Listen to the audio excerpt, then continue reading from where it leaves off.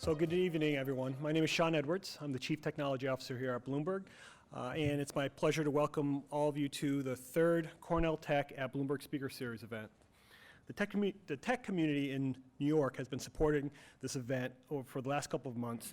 And we're happy to provide this forum to get together and learn more about what technologists, entrepreneurs, investors, and leaders in the global tech environment are thinking.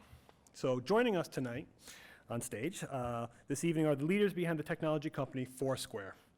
We're pleased to welcome their CEO, Jeff Gluick, and co-founder, Dennis Crowley. Jeff became CEO of Foursquare in January 2016 after 18 months as COO of the company. Previously, Jeff was CEO of Skyfire Labs, a Silicon Valley-based mobile technology company acquired by Opera Software. He co-founded Site59.com, an online travel company that grew to over $100 million in sales in 2 years, and that was acquired by Travelocity. Dennis, as you probably know, is a co-founder and executive chairman of Foursquare, overseeing strategic vision for the product and innovation. Before stepping into his current role, Dennis was the company's CEO for nearly 7 years. He previously founded Dodgeball, one of the first mobile social services, which was acquired by Google in 2005. And of course, tonight's conversation will be moderated by our very own Vonnie Quinn. Vonnie hosts Bloomberg Television's Bloomberg Surveillance with Tom Keene here in New York and provides breaking news and updates for Bloomberg Go and Market Day. Please provide a warm welcome to our guests.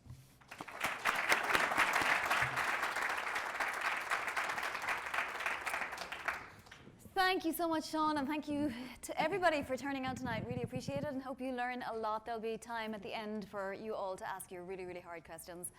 So I'll go easy on you too. Let them do all the hard questions. All right, first of all, congratulations. A new technology basically announced today. Do you want to explain a little bit about what it is and this new direction that Foursquare is taking? Maybe I'll hand that one to Jeff. All right, I'll go first. So today we got to announce attribution by Foursquare. If you think about 93% of the economy is still bricks and mortar. So it still takes place in physical places, and about 7% is e-commerce. And the e-commerce companies have cookies. So they know whether a click to an ad works. But if you run a car dealership, or you run a fast food chain, or you run a movie theater chain, or you run any kind of business that has thousands of physical locations, you don't have any way to know whether your ads work. And so the holy grail is knowing which ads work to drive people into physical stores. And so today we announced a way to do that, to actually measure which ads provide incremental lift. And we use about 10 million of our 50 million monthly users around the world have opted in to a kind of always-on location awareness that's fully anonymous and aggregate, but it allows us to snap people as they spend 5 minutes in any one of 65 million businesses we've mapped around the world, and that lets us understand maybe you saw an ad for a Ford Motor, and then you walked into a Ford Motor dealership. So that lets us measure that. So this attribution by Foursquare is new, and it makes Foursquare not the company of 2009, where it was a check-in game, basically. Dennis, at what point did you realize that you needed to change your identity? It wasn't so much about realizing we needed to change the identity. It was more, we had built a whole bunch of tools and technologies that were designed for consumer use cases. And as we continued to hire really smart people at Foursquare that had backgrounds outside of just building consumer apps, we realized, why don't we put these things to use for different purposes? Why don't we try to sell some of the data to enterprises? Why don't we partner with companies like Twitter and Pinterest and others, and Apple, for example, and let them make use of the data? Why don't we start building advertising technology tools that allow advertisers and brands and marketers to figure out the effectiveness of some of the ads? So a lot of this stuff is things that we're developing along the way. I think what we were talking earlier in the green room about, all the things that we've built at Foursquare have been towards how do we create these magical moments for consumers, where you walk into a store and Foursquare pings you and says, hey, there's something really interesting you should check out here. You walk into a restaurant for the first time, hey, a buddy of yours recommends that you should get this dessert. You walk into a new neighborhood in a new city and it lights up and says, these are the 4 or 5 places that you need to check out based upon everything we know about what you like to do in New York.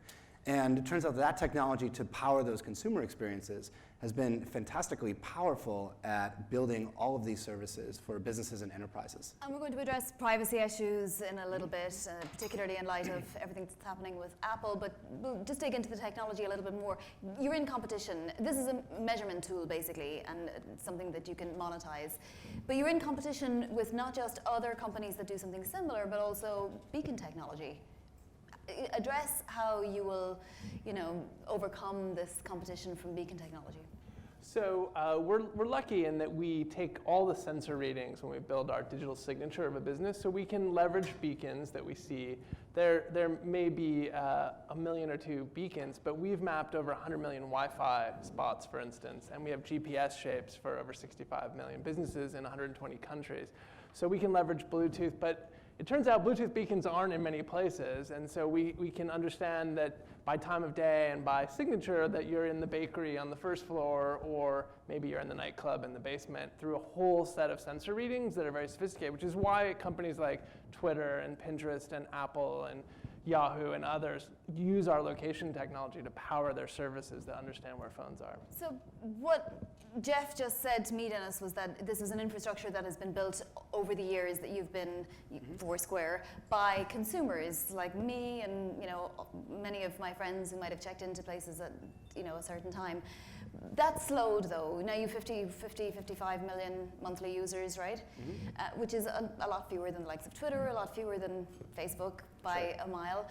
Does it make a difference that monthly usership of Foursquare itself, the core original product, has stopped? Yeah, I'm very proud of the usage number to say hey, we have 50 million people that use the stuff that we built every month. That's a huge number. It's way bigger than we ever thought it would be back in 2009 when we were building this stuff at my kitchen table. But in the same sense, I think when people were talking about what we were doing with Foursquare and with New York Tech in 2009, 2010, everyone expected us to become, you guys are the next Facebook, you are the next Twitter, you're going to be this is New York's moment. And we've done a lot of amazing things, but those are also amazing companies, and we haven't grown into the same size that they are. But I think one of the things that's been great about the company that we've built is that we've figured out a way that we can have a really viable business model, even if we don't have 300 million people using it every day.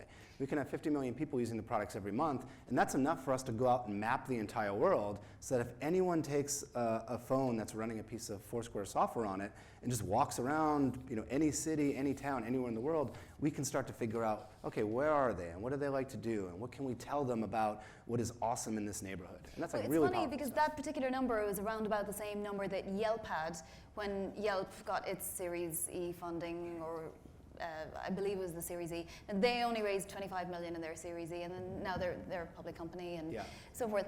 So talk to us about that, about the relative metrics and whether you might be sorry you didn't go public back when. Well, it's tough. It's a little apples to oranges, right? It's really tough to compare, I think, user metrics across different companies because you don't know what the companies do with the users, right? Is it just eyeballs in the sense of a Tumblr or a Facebook or a Twitter? Or in Foursquare's case, what we're doing is harnessing all of the power from the people using the products every day to sell it to a completely different audience, which is the marketers and the brands. So, the Yelp comparison is interesting. I think everyone in this room would say, oh yeah, of course, Foursquare competes with Yelp. And I would say, well, we have an app. We have an app called Foursquare, and it's one of the 6 products that we have, and that one product competes with Yelp. But on a company-wide basis, we are this crazy killer technology company that's building all these location intelligence services. And Yelp isn't doing anything like that. They're still in the, we're going to try to reinvent the Yellow Pages mode. That's an older business. So we look at okay, there's some players that we compete with. I guess Yelp, we compete with their app. On the check-in side, there's things that people do every day. Do we compete with Instagram or Snapchat? Probably a little bit. On the B2B and the advertising side, there's all sorts of other products that we compete with. Yeah, exactly. So that's almost part of the problem, right, Jeff? You're a little bit Yelp, a little bit Groupon, a little bit some of these other products too. Is that why you were brought in, and how are you going to strategize the identity of this company going forward? Well, what Dennis just said is right on. Over the last 18 months, we've been building this location intelligence company. And so we don't really see Yelp as a significant competitor at all. We're really a technology company. If you think about it, on the consumer side, we actually have more check-ins each day globally than in the history of the company. So I take a little issue with the growth slowing. We had a slowdown and then it revived. I think people don't fully realize that, right? I think they don't. Yeah. And so the engagement is an all-time high. We split the apps into Swarm, which has the check-in game where you compete to be a mayor and win different sort of stickers and badges and the like. And then Foursquare, the city guide. They've both had a period where they had to sort of engage with their audience, and now both are growing continually globally. So the consumer side is solid, but the reason that we don't think of Facebook as a metric is we never really set out to beat that kind of global social network. We wanted to map all the cool places in the world. We wanted to have this community of explorers that were finding places.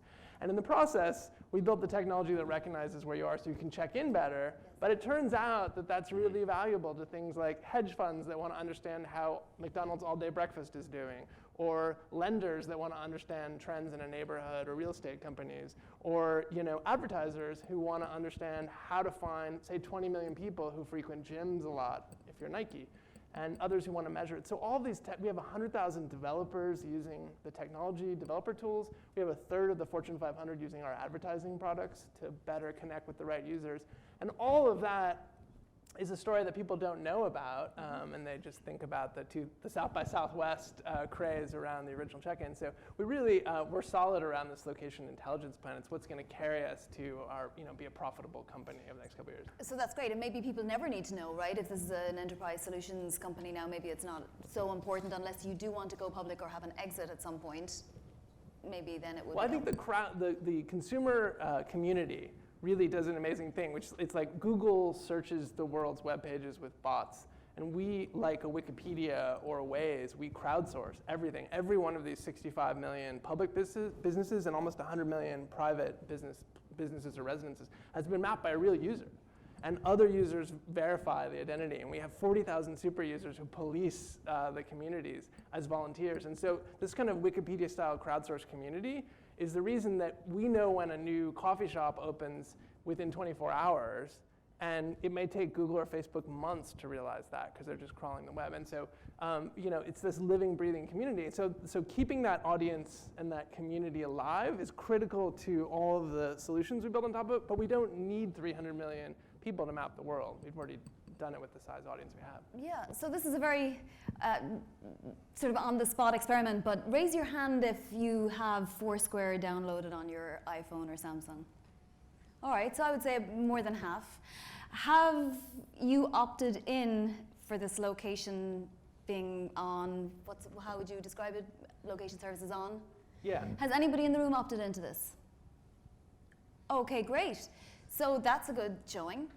What are you doing to keep these people satisfied so they won't opt out? Are they getting discounts on things? Does anyone else get the pings occasionally when you walk around to You're places? not allowed to put up your hand. I can biased. ask questions too. Yeah. I was showing, this is how you raise your hand. Do you like the pings? Do you like getting, I like getting those. I mean, like, part of the reason we started the company to begin with is like, you should not have to always go into your phone and tease out the best stuff in the world. Like, it should come and find you, and that's why we built all of this stuff. And that's why we have to ask for location permissions and run this stuff in the background so that we can understand the way the phones are moving, and when they go to a new place, oh, I've never been here before, I'm in a new city or not. It's really hard to build that stuff. It took us a long time to do it. But now that we have it, in order to keep offering those services that it seems like a lot of people like we got to keep the company going. We got to generate revenue. And so how do we do that? Well, let's think of all the things that we have, and let's find other B2B and enterprise and advertising technologies that can enable us to continue to fund growing the company so that we continue to fund making these great consumer products. So now you've become a company that needs to sell its products. Do you have a huge sales force, or how do you get to the small Toyota dealership on the west side of Manhattan? Well, that's a great distinction from Yelp. We're really a technology company, and so we're only 200 people in the entire company, which people may not know. And so we are building up a sales force, but really aimed at the Fortune 500 companies. So we did small experiments, Yelp style, of calling mom and pop pizza parlors or the like. And it turns out that if you can sell a multi-million-dollar ad campaign with one salesperson, or you could sell a $300 ad product a month, it turns out to be a little bit better to sell the $1 million product. Anyone in an MBA program? So that was a learning for us. And so Yelp has a lot of people who dial all the time. We don't have that. We have a very sort of elite sales force, which we're growing, that works with the big agencies and the big advertisers, as well as major tech companies to use the developer tools. Okay, that's fascinating. So you will never have a sales force, or it'll always be... Well, we have our own sales force, but again, they're sort of at the enterprise market as opposed to, sort of small mom and pop stuff. But we have a self-service tool that small businesses can use, and thousands of them do. We have about 2 million small businesses that have claimed their location on Foursquare and can update content, and so that works for self-service. But really, we're building this great, with the $45 million investment we just got, we are building an elite, sort of data-driven marketing and enterprise solutions sales force. So tell us a little bit about raising the Series E round. Was putting Jeff in as CEO one of the conditions? Not a condition of the round, but I mean, I could see over the last 18 months, like around the time that we hired Jeff, that the company is going to need to do different types of things in order to be successful, and the company is going to need different types of leadership to do that. So, I mean, I don't know if we ever had this explicit conversation, but like, when we were having breakfast talking about, hey, you should be the COO, I was thinking this guy would be a good CEO someday, because I could see that I would need to make those types of changes in the organization. And so, really what happened is like, we knew that when we were going to raise the financing, we were going to start to change some things internally in terms of, okay, some resources have to move from here to here. And so the best thing to do is group all of these things together. So I had a long conversation with the board a while ago about overall leadership changes, and we had come up with a plan, and then we had looped Jeff in, and we started looping a couple other people in. It's like a real art to try to do this at a large company when you've got a lot of different things going on. And then we decided to announce all three at once, and I thought it worked out really well. Absolutely. What were the kinds of concerns that the newer investors raised? I mean, 45 million is a great is a great round. It is, however, just a little bit less than maybe some people would have hoped for. Well, I mean, it's like, I think a lot of the old valuation baggage that we were carrying was tied to this idea that we have to become Facebook someday. And we were valued over how many people in the US are using the app every single day, and therefore seeing ads inside of Foursquare and Swarm. But it's just not the business that we are today. Like, we've done a lot of work to mature and change the business and build all these awesome products. And so this round of financing was about telling that story to investors and about getting a valuation that's in line with the things that we're building and the businesses that we've built, rather than expectations for where we should have been 3 years ago. You were involved in that process too, Jeff? Absolutely. The fundraising over the last 6 months? Absolutely. Absolutely. Every day. It's lots of fun. Yeah. The private markets, as it's been widely commented on, private tech company multiples were very different than public company multiples. And that's what you've seen over the last few months. And so what the neat thing about Foursquare is we're a real business now with tens of millions in revenue, and we've set this $100 million revenue goal not too far out. And so we're valued the way a public company would be valued now, which wasn't true maybe a year ago in terms of private tech valuations. And so we feel really great about this round. And on top of it, we had to work secretly, as you do inside of a company, to get through the negotiations. And people would hear things, and they would say, are you thinking about employees in this process? And I remember saying to an employee who asked that, that's almost all we think about as long as we get the right money to succeed and win. And so we really did it in an employee-friendly way, which is key to us. So, and we had a 3-hour meeting with every single employee where we took them through the financing when we could announce it. And people were just stunned at how much we had done to make it employee-friendly. And that's really key, because the team in a tech company, and I speak to a lot of the Cornell grad students here as well, like, the team is everything, right? A great developer is worth 100 mediocre developers, so talent is everything. And so that was key. And the investors, to their credit, I mean, we have great investors: Andreessen Horowitz, Union Square Ventures, Morgan Stanley was a big investor in the new round, and they were very sophisticated about thinking about the team and the inspiration of the whole process. So in terms of talent, it is still all about the stock options and the equity. It's portion? about making sure that people can see upside. Well, that's part of it, right? Everyone wants to see upside. I mean, that's one of the reasons that you join one of the tech companies. But then also, like, more so, like, you want to be a part of something great. You want to believe in what you're building. And we've got a lot of people that are very excited about, there's mountains and mountains of data here at Foursquare. What are we going to do with it on the consumer side? What are we going to do with it on the advertising side? What are we going to do with it on the enterprise side? And it's about getting the right people that are excited about the right thing and slotting them into the right positions. So just as you mentioned the consumer side, let's go back to that for one more minute, because I can't help feeling that there is still, maybe not among this group of people, but the general impression that Foursquare is a sort of an older company, and that maybe it's not as popular. I actually asked one of my producers today if he used it, and he said, no, I missed that, which I thought was a little bit sad. Like missed out on it, or he misses it? That he missed that era. Oh, He's too young or whatever. But obviously that's not the case, and you're going to be trying to reinvigorate Foursquare itself again. And you would like monthly active users to go up, right? It's not that you wouldn't. Sure, yeah. And you're going to have to map more places in the world, I'm sure. So how will you do that? Well, I mean, you just make great products. Yeah. And, it's been my... But I'm not going to download Foursquare until... You're not going to download it until someone that you go to dinner with is like, hey, have you been using this app called Foursquare? And the reason that they would tell you that is because someone else would tell them. And so somewhere in this chain, we have to make sure that someone has an amazing experience. Now, most of we made a big bet a while ago that the way that you have this amazing experience is you do something that no other app does. And my belief for the longest time has been the thing that no other app does is tap you on the shoulder when you turn the corner on some random alley in Barcelona and says, hey, this is the restaurant you need to go to. And this is what we do. We send millions of these pings every single day as people are, crossing over Broadway or walking into a new neighborhood or going to a restaurant for the first time. And that's the moment where people are like, holy cow, this thing is awesome. Check out this message that I just got. Now, it hasn't happened in like a Snapchat-esque fashion where it's like it takes over the world in 18 months, but it's like slow and steady. We're building this service out that rewards people that go out and explore and goes and find great places. And that's, I think it's been a lot of fun to watch and see. And I feel like every couple months we're turning more and more people back onto the product. This might be a good point to bring in the privacy issue, because I feel like checking in now is maybe something that people think twice about, where before they didn't.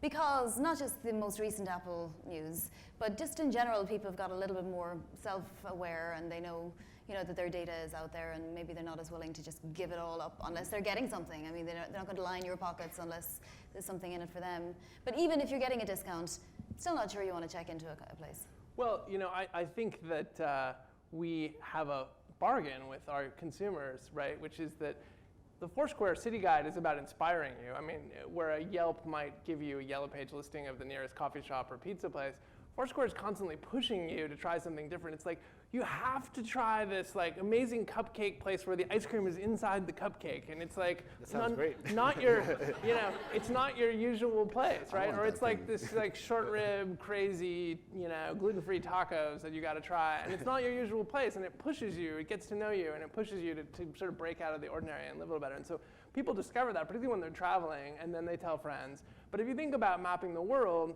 Nielsen is a company I think about a bit, right? They have 40,000 families, and it's a $15 billion company. And we have 50 million users and 10 million in this always-on mode, more than 10 million. And so, our ability to understand the cultural trends in the world and where people are voting with their feet to tell you the most interesting place in any neighborhood is incredible, and it's data-driven rather than, a long rant from someone who had a beef with the waiter or is the nephew of the owner of the, and it's very data-driven, and we believe in that. And so it's growing. We're at all-time high check-ins and all-time high usage on all the products. But the point is, we don't need everyone. We need maybe a few % of every society to help us map the great places and all the businesses. And we'll have the most robust understanding of the physical economy in the world, which we already do. And just to be clear, I clarified it outside, and maybe some of you already know, but this opting in is something that you have to actively do. You know what you're doing when you sign up for this. Anyone who uses an iPhone, you're even reminded multiple times, this app is using your background location, and you have to double opt in. But you get value for it. It understands when you've gotten to your desk for the 400th time. It doesn't ping you, but when you're in Barcelona or in somewhere special, or you sit down at Balthazar for the first time, you're going to get that ping saying, here's what to order, or 3 of your friends have left tips.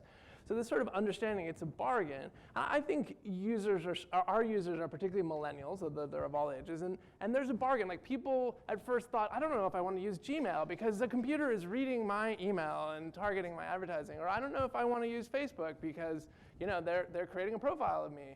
But I think users are pretty smart, and they love those services, and that's the bargain. And there's, if any company is doing something truly nefarious with the data, they're going to get slammed. I mean, we're very public about our opt-in and our privacy policies. Yeah, Jeff, what do you think of Apple's conundrum at the moment? It's a particularly difficult one, but you being, founder of a tech company would need to have a say, I'm sure. You being Dennis. Oh, me?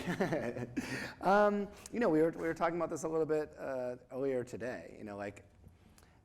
I think it's great that Apple's taking a stand for this in this particular case, where it's like they comply with the law in lots of different ways. They've made it clear that they do, and there's one particular thing where it's like changing the phones fundamentally and the software fundamentally, and it's over the line for them. They don't want to comply with it, and I understand why. What about you guys, if that case were to ever So I think there's an important distinction here, and it's a great question. Apple, like us, gets warrants from court orders occasionally for information on our data servers. And if it's a legitimate warrant from a court, we will comply. We don't do that very often, but when we do get those requests, we comply. What the Apple complaint is about something very different. It's about creating sort of backdoors to a private server that's the user's computer. It's not information. Apple gives information on its own iCloud servers when there's a warrant. They're saying, I don't want to create new software to break encryption on a private device.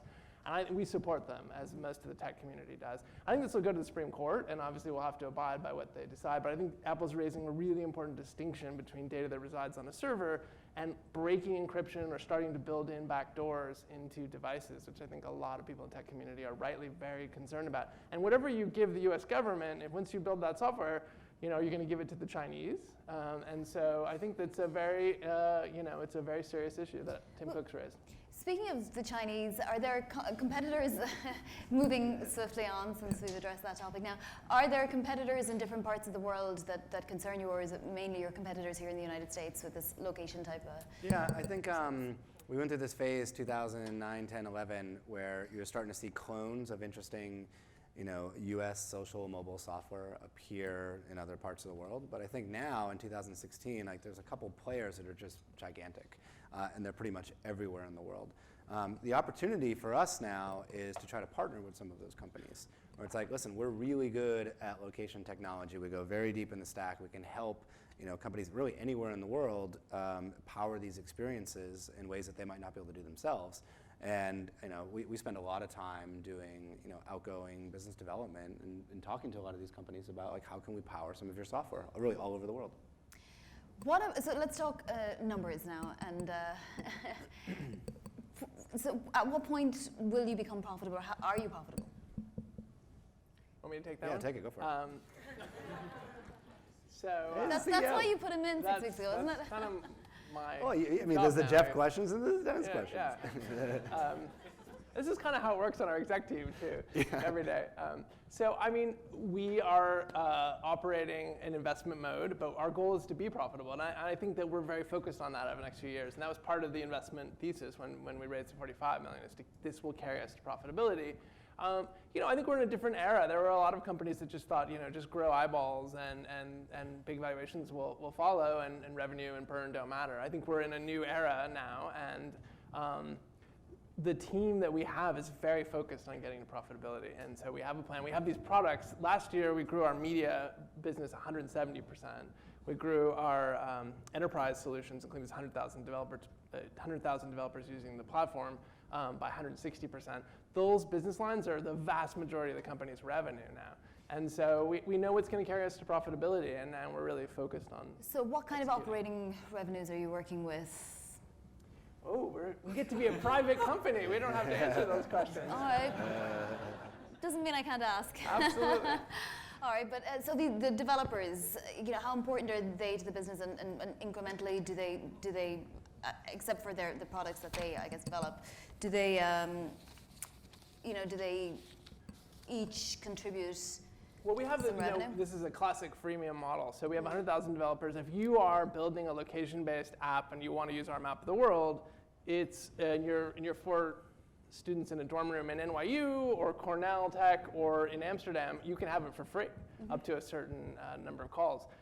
Then the sort of the top 0.1% of developers are companies like Apple and Twitter and Pinterest and folks like that and Yahoo. And when I joined, this was kind of an open source project and no one ever paid. And what was one of the first conversations we had is like, hey, there are people hitting our servers 1 billion times a year, and they're Fortune 500 companies. Maybe we ought to ask them for some money, and things like that. So that was it really took off, and so now we're building a new thing. One of the big visions, and we talked about what keeps people excited to work for a tech company, and it's sort of reinventing the world. And so where you might have thought of Foursquare as this check-in game or as a city guide, now we really think we're a location intelligence company that's trying to connect the digital world and the physical world. And that is a really big ambition, and it's really exciting. And when Dennis convinced me to join, he's like, I have this vision of hundreds of millions of people with phones that understand where they are. And enabling that, and so now we're doing it, and that's really exciting. It doesn't always have to be our own products that are smart, helping other developers. Are you concerned at all that there are other people doing this? And I hate to bring up Facebook and Google again, but it's true. I mean, you check in on Facebook too, and I'm sure Facebook has a map. Maybe it's not similar. I'm sure it doesn't have the same kinds of information, but it has certain kinds of information. I mean, we can do our own little side-by-side comparisons, and we know from people that work at these companies that sometimes they are frustrated that the big, much bigger than Foursquare company cannot do the stuff that we do as well as we can with our team of 200 people. And the reason for that is, we have people all over the world every single day hitting that check-in button, and they just won't stop hitting that check-in button. Okay. And every time they do that, it helps make our map of the world a little bit stronger. Okay.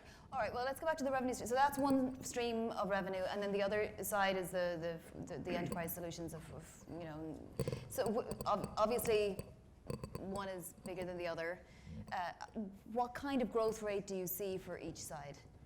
Well, the media solutions Pinpoint is our biggest product, and this is a map that we have built through an ecosystem of other apps that also have locations. So maybe you play a game or weather or news, and that app makes a call back to as a partner, and we understand, hey, we don't know that it's Karen. But we do know that there was a phone that's not a Foursquare user, and they were at an auto dealer, or they were at the movie theater, or they were at J. Crew at that moment, or they were at the Starbucks on 27th Street. And we see these phones repeatedly, and we can create an audience. And so when Nike wants to talk to people who really are fitness fanatics, or when Burger King wants to talk to that small sliver of the population that drives 80% of fast food chain profits, we understand people who love those things, and we can connect those brands and those people based on the real world. And so that Pinpoint product is our biggest product. And the beauty of it is also we can measure whether the ads work. And that's something very novel. And so today with attribution, we layered on that you don't even have to advertise with us. You can advertise on Yahoo or AOL or some other programmatic publisher, and we'll still measure for them whether the ads drove people into physical businesses. Yeah, sure. Dennis? There's an important thing here that I think we're kind of glossing over a little bit, is that a lot of the products that we built over the last 2 years, they apply even to people that don't use the Foursquare products.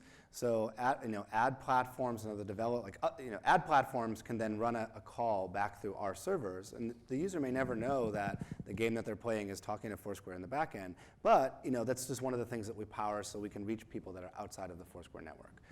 And then one of the things that we're really excited about is, Jeff was alluding, we have 100,000 developers that have built on top of the API, and they're primarily using this place database that we have. And just a couple minutes ago, we were talking about this magic power that Foursquare has to understand when you walk in and out of places. And we think a lot about what if we actually gave that superpower to 100,000 other apps? Would the apps change? What would it look like? That's something that we think a lot about. How can we change the whole app ecosystem and give new superpowers to app developers? And we're not there yet, but that's the stuff that we think we can really change. Do you envision solving the measurement problem for more than just retailers? Could this be something that might end up solving the Nielsen problem, basically, which is that it's very difficult to measure eyeballs in traditional media? Well, we had a lot of fun because in the announcement today, we actually, for digital ads, we can actually create, control, and expose. But for TV, we're working on that. It's not there yet. It's something in the future. But we actually had fun, and we measured all the Super Bowl ads. And instead of just do critics like them, we actually put them through a test. If they were for an offline business, like a car company or a fast food chain or the like, or Red Lobster, we said, well, what was the lift from the 2 weeks before the Super Bowl and after? And the interesting results came out, which Super Bowl ads really worked. And so we were able to say, Kia, which ran 4 spots, actually saw walk-in go up 5% to all their dealerships in the next 14 days. Now, is that enough for Kia? I mean, is there a danger here that if you actually, if we pull back the curtain, that we'll realize maybe advertising doesn't work as well as we would have wanted? Well, it's so many factors, but the beauty of it is you can get overnight results, which you might have to wait months for credit card data to know if ads had worked as an offline business in the past. Now, Beyonce mentions Red Lobster, and they're up 12% over the next 2 weeks. Taco Bell is up 10%, but McDonald's only got 0.5% lift out of their ad.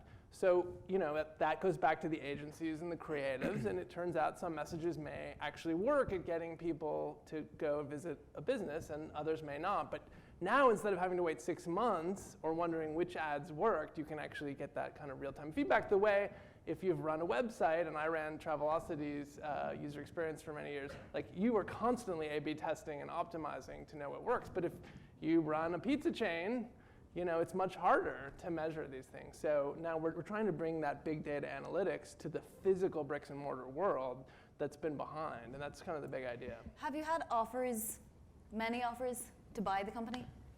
Well, we've been around for 7 years, and we've done a bunch of rounds of financing. And like every time you're doing something really interesting, and every time you go through a financing, there's people that come sniffing. And would you ever be interested? What is your end dream goal for this company? I'm really proud of the stuff that we're building now, and the point in starting it has been, let's build software that no other company is building. Let's make consumer experiences that no one else is building, and then what we've discovered over the last couple of years, like we can actually make advertising products and enterprise solutions that no one else is building. And I mean, a lot of people here are builders. Like you like to go work at companies doing stuff that no other company is doing. Like that's the fun stuff to do. That's why we started the company to begin with. I mean, if there was an opportunity to take Foursquare and put it in a combine or work with someone else, and like we had a really great home, we were doing great stuff. I mean, we'd look at those things, but like I'm really proud of where we are right now. And plus, we raised a huge chunk of financing, gives us tons of runway. We can kind of go and see like, okay, well, where's the finish line in terms of getting to the point where all of this stuff is working, and we can kind of control our own destiny. So briefly, we only have just a few more minutes left, but I want to ask a couple of more broad questions, and one would be to do with Twitter, for example. It's been all over the news, obviously, in the last. I mean, it's just one example of a company where they're stalling out a bit, and they're trying to change strategy, new CEO and so forth, new old CEO. Any advice for Jack Dorsey? Oh, I mean, given that he was a Series A investor, right? In Foursquare, yeah.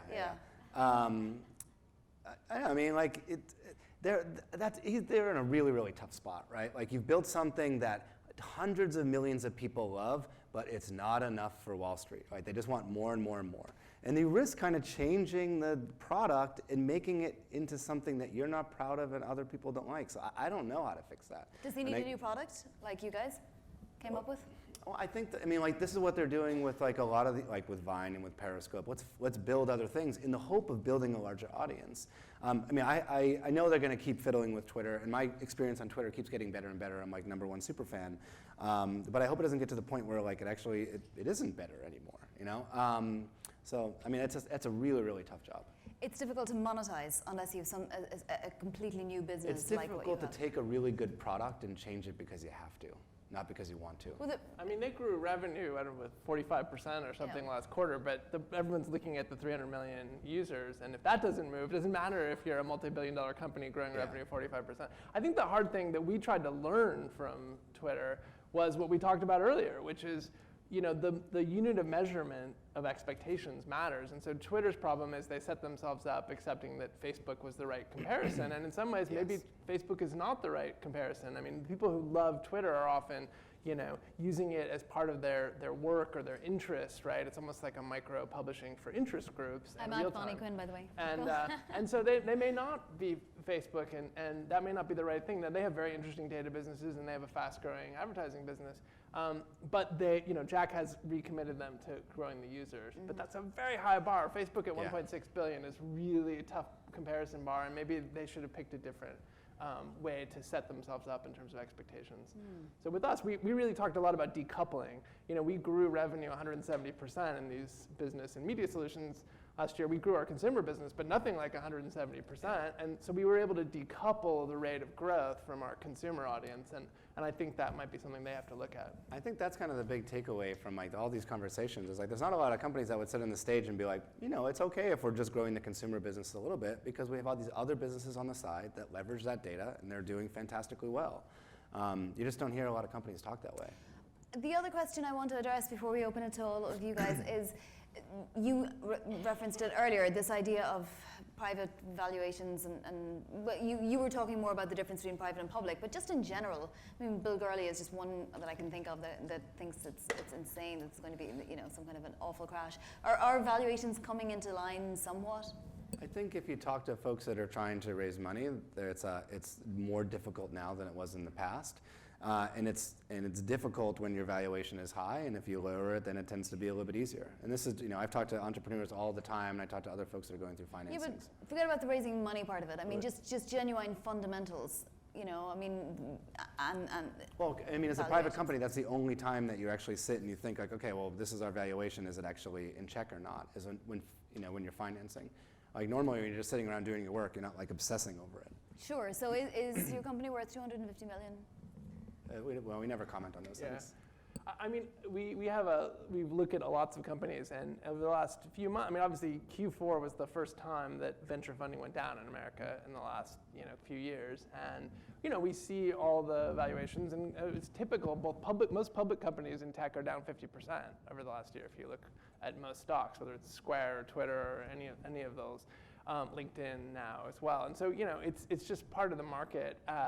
But we're actually really lucky because we had such a successful business, new business growing that we were able to raise money. I mean, the only companies that are going to be able to raise 45 million now are those that really have a path to success. And so over the next 3 or 5 years, that's actually really good for us because we really had this philosophy: we're going to raise now before the markets shift. So that we're fueled up and ready for the next couple of years, and we're hiring like crazy. So we feel really good about having done the evaluation before some of the turmoil. We have very smart investors, Square and Andreessen Horowitz and others, and they were saying like, get this financing done now, don't wait.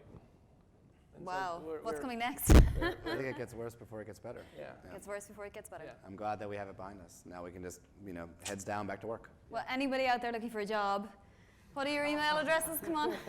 Den's at Foursquare, and Foursquare.com/jobs. We're hiring all the time. Yep, come look. Well, guys, thank you so much. Shira Obide is here with us as well. She is with Bloomberg Gadfly, and she is going to start off the questioning. I think we have a few minutes of questions. So. Hello, no pressure to kick it off. I appreciated the refreshing honesty about resetting your own expectations to be a successful company, even if you can't be the size of Facebook or YouTube or one of these other billion-dollar user companies.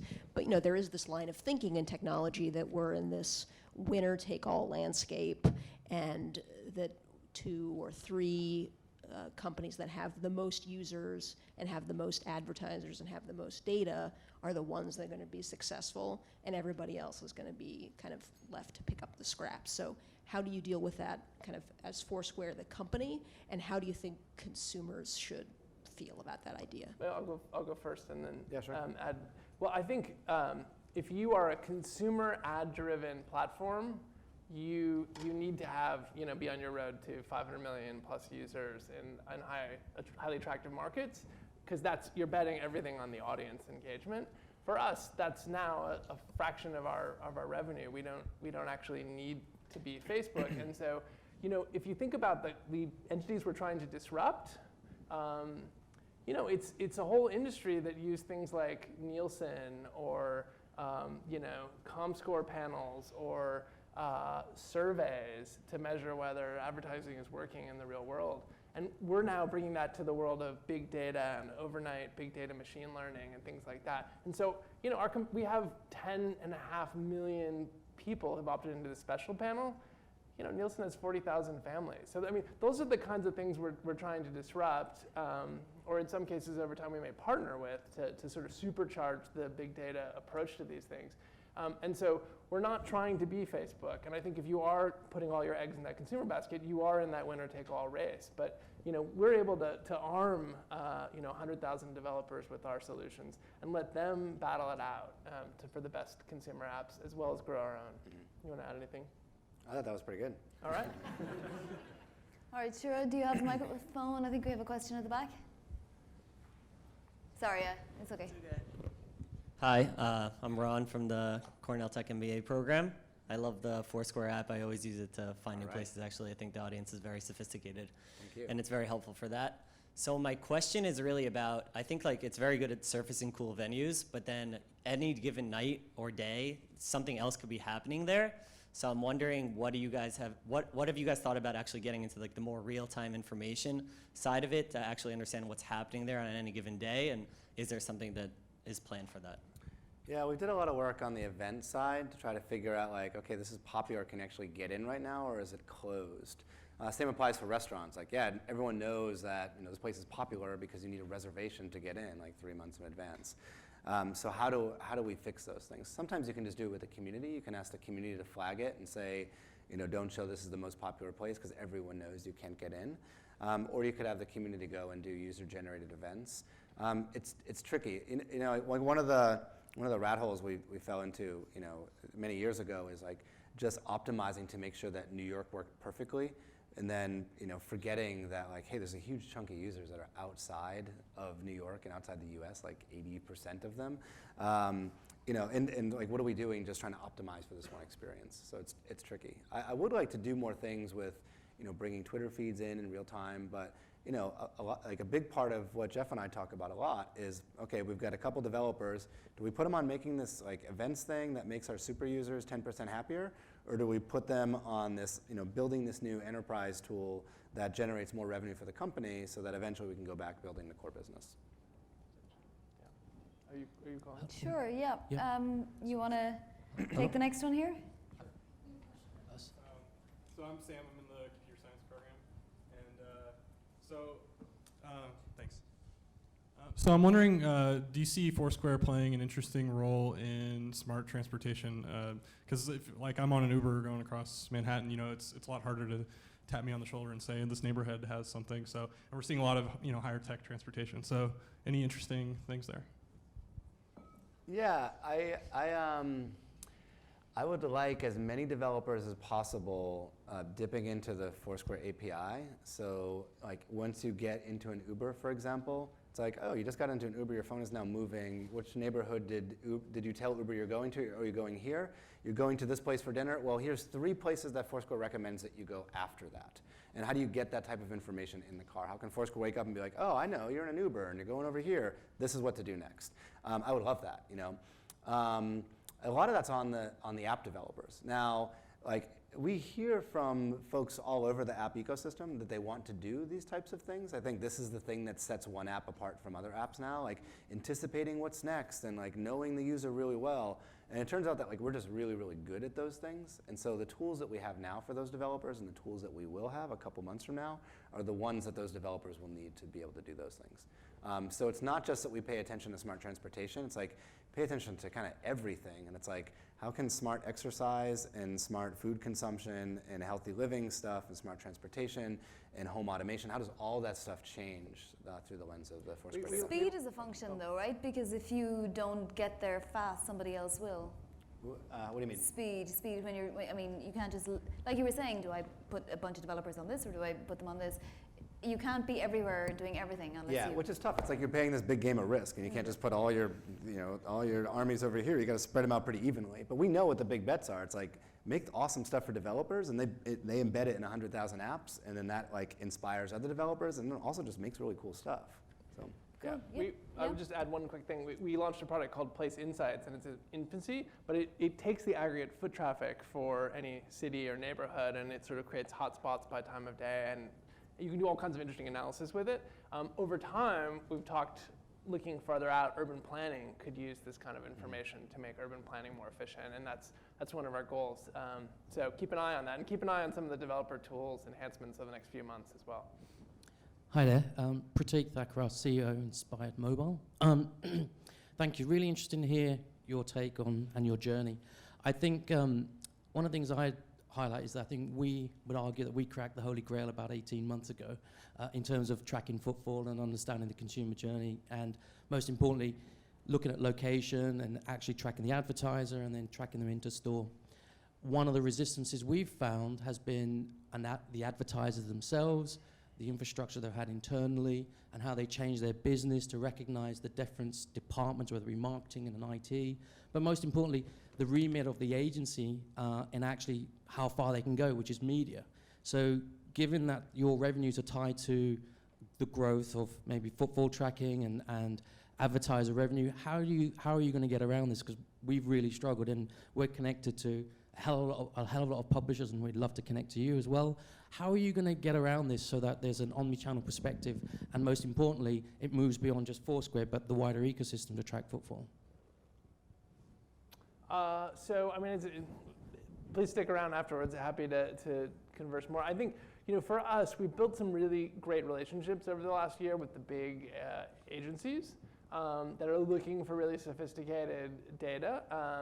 And there's humility as part of this, right? We realize that looking at foot traffic is one piece of a puzzle for a retailer or a hedge fund or you name it, right? It's sort of the middle of the funnel. We don't know how much money they spent, and we don't know whether they did a coupon or all of that, or what the inventory dynamics were. We're just trying to be the best in the world at understanding how phones move about and the implications for foot traffic. And so I think we stick to but people have been very welcoming of that kind of humility combined with the fact that we are known as the best in the world at this. I mean, Twitter baked us off against Google when they chose us to run their location platform, and we crushed Google technologically because of the 8 billion check-ins. And so that kind of sophistication mixed with humility has worked well for us, but happy to chat more after. Yes. Hi, I'm Kate. I'm part of Cornell Tech. So moving completely outside of revenue, your business model, what's really interesting to me is listening to you talk about being able to map these location-based flows in a really, really granular manner. And it kind of sounds like this is a piece of, like from an anthropological sort of view, this is like a piece of human history that's being tracked completely differently than anything else has been before. So how do you kind of see this data, this information, informing kind of the world at large, beyond advertising, beyond where you should zone a restaurant, beyond any of that? Well, we would love to keep working with people who are pushing the bounds of whether it's public policy or academic understanding of cultural trends. We've talked about creating a kind of formal academic program where sort of researchers and anthropology researchers alike can access the data set in various ways to do kinds of things that we may not think of. In the short term, we'll be very focused on sort of building solutions that understand, what stores in a mall are getting traffic, because it might be really valuable to commercial real estate brokers or REITs or something like that, or people that can help us get to profitability. But long term, we just want to be this kind of, Dennis, you called it the location layer of the internet. We kind of want to understand the flows of society and then sort of power lots of others doing very sophisticated solutions with Is this. there a worry that just based on what you said, that my preferences will be determined by the advertiser that's paying you more? So if I walk into a store and I get, a ping for, I don't know, Ralph Lauren or whatever, it's not because I clicked on Ralph Lauren yesterday, it's because Ralph Lauren is paying you more. If you make those types of services and you ping people with those types of pings, they'll just delete your app. Exactly. So you can't do stuff like that. There'll be plenty of developers that try that stuff and they won't get anywhere. And maybe someone uses our technology to help do that in their app, and then other people use it and they say, I hate this app, and they delete it, and that's more their fault than our fault. We don't ever ping ads to people. That's just. Can I go back to your? Yeah. Actually, you ask your question first. Yeah, no, I was going to say, are you saying more so that algorithmically it misplaces you, and so you kind of get recorded as this person who likes Ralph Lauren, but maybe that's not exactly correct. No, but I like that too. That's better. That's much, much more thought out, and I commend Cornell Tech students for their. I mean, I just want to like respond to your stuff. Like the original, like the thing that got us up in the morning to build this stuff in 2009 was like, let's just make software that makes New York more fun to explore. And then it's like, okay, well, there's people outside of New York. Okay, let's make software that makes cities easier to use, make the world easier to explore. You know, it gets bigger and bigger and grander. But that is like the core nugget that, like, you know, that I bring to work every day, and I try to inspire people that work on the consumer products at Foursquare. Like, this is meant so that if you carry this little piece of software in your pocket, that you have a better experience of your day, of anywhere you are in the world, than you would have had otherwise. And like, I think that is kind of worth building. Yes. Do you? Where is there a microphone? Yeah. Thanks. Go ahead. Hey, I'm Julian from Cornell Tech. So I was just wondering a bit more on the recommendation systems. What has been kind of the data point that Foursquare has that's kind of been its anchor in giving Foursquare leverage over other companies and enhancing that recommendation system? Has it been the natural language processing that you get from the actual text that people are putting in? It's more the precision of detecting the stop. You know, a lot of companies that you'll talk to, they'll be really proud of the fact that they can, like, we know if someone went into a Toys R Us or a Walmart in the suburbs, and I'm like, that's easy. Like, go walk down St. Mark's and tell me, are you in Supercuts, are you in Chipotle, or are you at the karaoke restaurant? Like, the only reason our stuff works so well is because we built a lot of it when we were around, like our first office was at Cooper Square, and we would test it on St. Mark's to see if it worked. And you know, every time someone opens up their phone and does something, we heat up the sensors. It's like, what does the Wi-Fi see? What does the Bluetooth see? What do the radios see? What does the GPS see?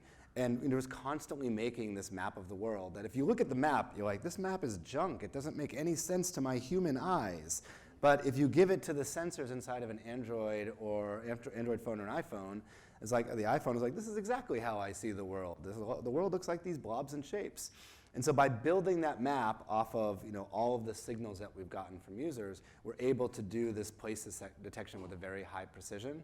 And we've just like relentlessly been working on this like literally since like 2011. And that's really one of the reasons that we're just so good at it. And this is the thing that other companies can't do. They might be able to do it for the Home Depot, but they just can't solve the St. Mark's problem. And a lot of the world looks like St. Mark's. Oh, that's a thought. That's great. There's time for one more question. So who really, really, really badly wants to ask one? Like more than anybody else? It's like a Hunger Games warfare. Well, you seem the most enthusiastic. If you didn't get to ask, I'll stay after Yeah. you can ask me.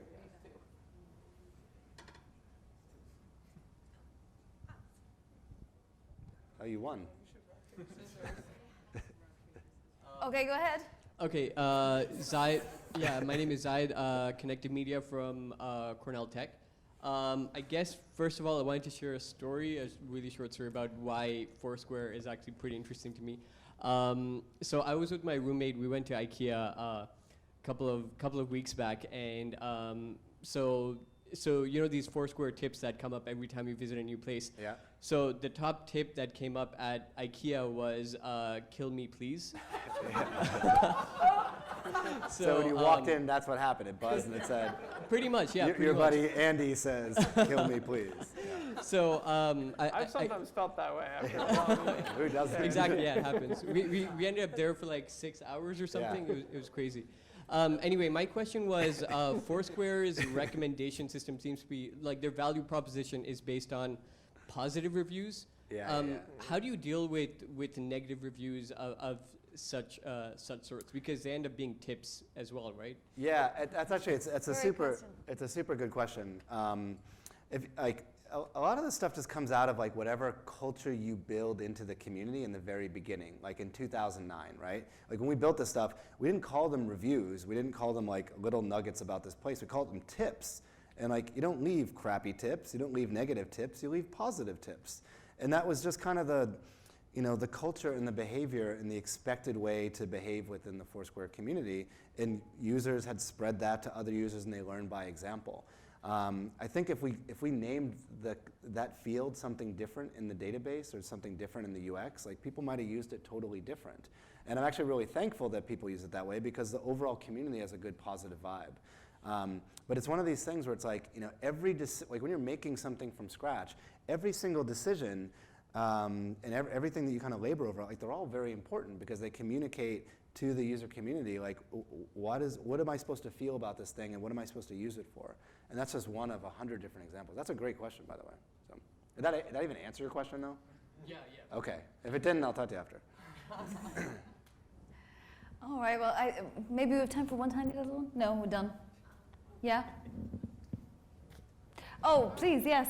We have the dean in the house. Sorry. But I won't ask a question. Okay. I just really want to thank Dennis and Jeff for what I view as very much a Cornell Tech set of answers. So one of the things that we really try to do at Cornell Tech is really have honest conversations with each other about, you know, what's good and what's bad, how we learn from each other. And I think this has just been a really tremendous example of that. So thank you all a whole lot.